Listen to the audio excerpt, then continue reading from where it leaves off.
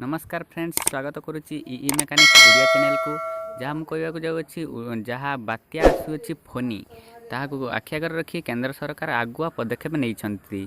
बात्या फोनी को देखी यह द्वारा प्रभावित होगा चारि राज्य को आगुआ सहायता राशि प्रदान करिसेंती केंद्र सरकार। चारोटी राज्य आंध्र प्रदेश, ओडिशा, तमिलनाडु और पश्चिमबंग पई यह सहायता राशि आगुआ भाव दि जाइए।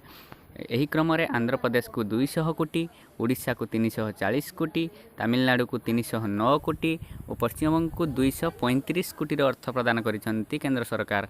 प्रत्येक राज्य में विपर्यय परिचालना पांठी को यही अर्थ केंद्र सरकार जोगाई देइछंती। तेबे यही अर्थ राशि केवल सामुद्रिक बात्या फोनीर पुनर्वास और थैथान सह रिलीफ रे खर्च हेबो बोली स्पष्ट करा जाइ अछि।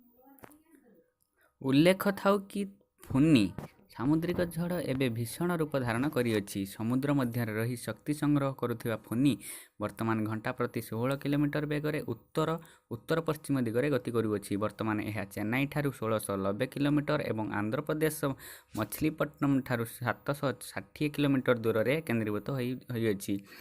आसंता 12 घंटा मध्य यह सिभियर साइक्लोनिक स्टर्म और 36 घंटा मध्य भयंकर सिभियर साइक्लोनिक स्टर्म रूप नहीं पारे।